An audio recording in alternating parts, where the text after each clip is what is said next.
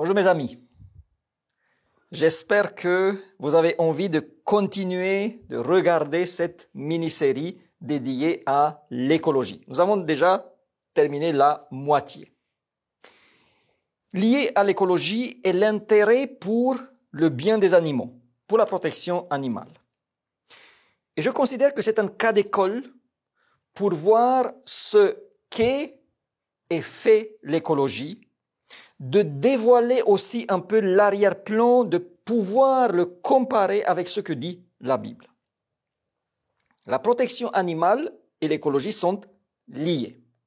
Du point de vue écologique, consommer de la viande fait beaucoup augmenter son empreinte carbone par rapport à ceux et celles qui n'en consomment pas.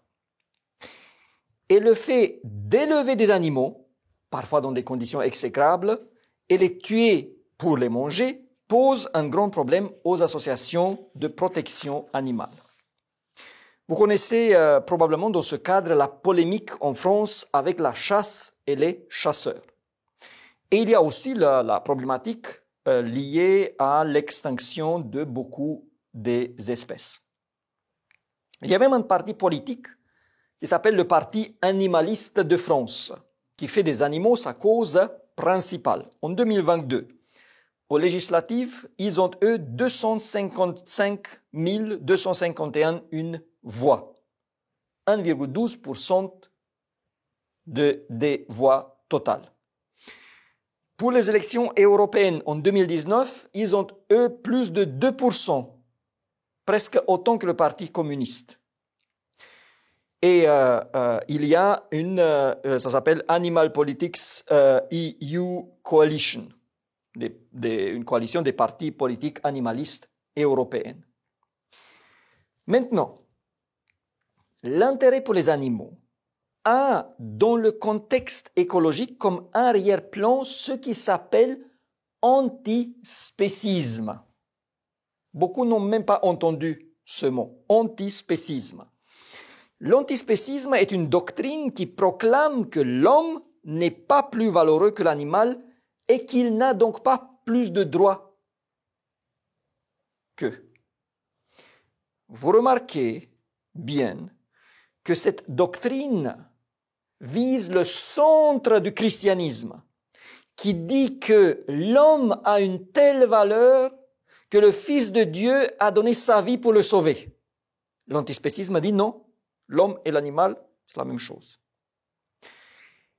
Et il ne faut pas s'étonner car l'antispécisme a ses racines dans les religions orientales comme l'hindouisme, le jaïnisme, le bouddhisme, le sikhisme qui interdisent de tuer les animaux et bien sûr aussi la consommation de la viande. Ce sont des religions où la création et la rédemption, les deux piliers sur lesquels se base l'autorité de Dieu, n'existent pas. Dieu dit, j'ai autorité sur vous parce que, 1, je vous ai créé, et 2, je vous ai sauvé. Dans ces religions-là, il n'y a pas de péché, il n'y a que ce qui s'appelle le karma.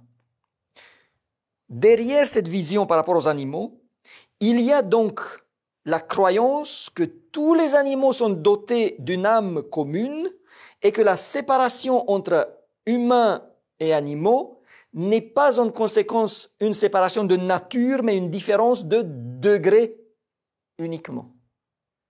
En plus, en croyant dans la réincarnation, c'est une âme de tes parents et ancêtres que tu pourrais éventuellement tuer et manger.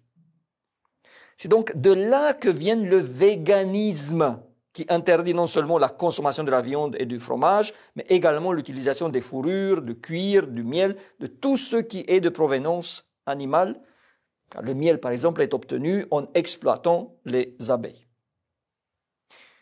Le résultat d'un tel enseignement fait qu'en Inde, les gens peuvent mourir de faim, mais ils n'ont pas droit de toucher aux vaches qui sont considérées sacrées. Ou, comme en Roumanie, pas maintenant, mais il y a quelques années, quand j'étais à Bucarest, où il y avait partout des meutes de chiens errants qui ont fait assez de victimes humaines, et où les associations, surtout occidentales, protégeaient plus les animaux que les humains.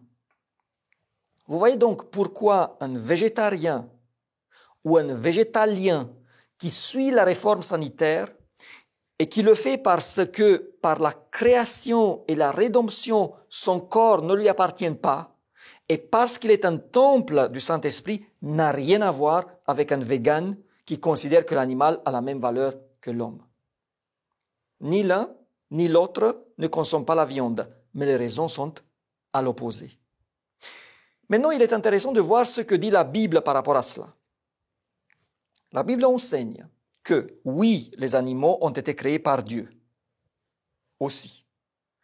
Mais l'homme uniquement est fait selon son image, selon l'image du Créateur.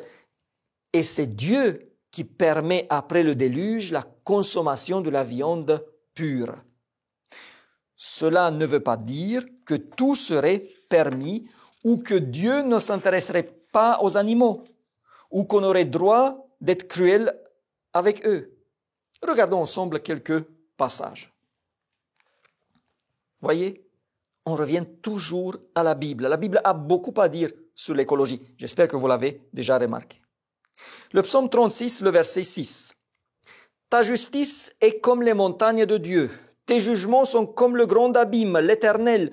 Tu soutiens les hommes et les bêtes, les hommes et les animaux. Jonas 4, 11, celui-là vous le connaissez mieux.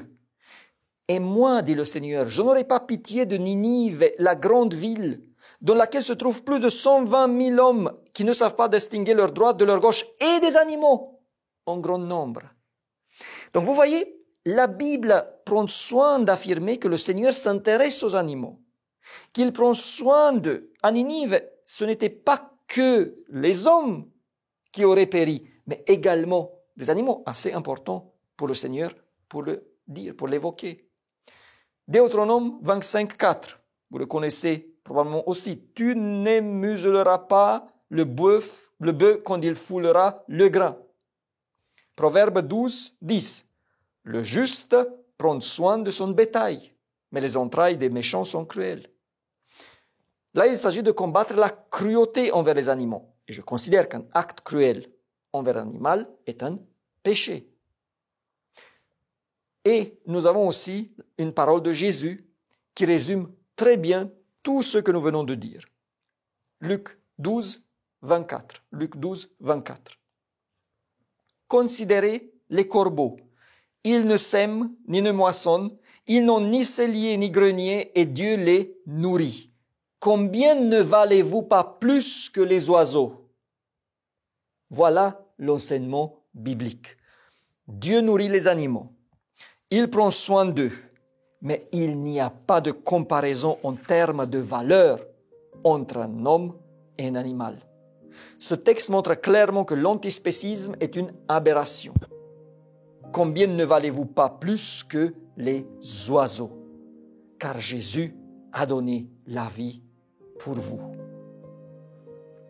Merci de m'avoir suivi et je vous invite à la prochaine fois quand nous allons voir les principes écologiques dans la Bible, les principes de type écologique dans la Bible. Au revoir et à la prochaine.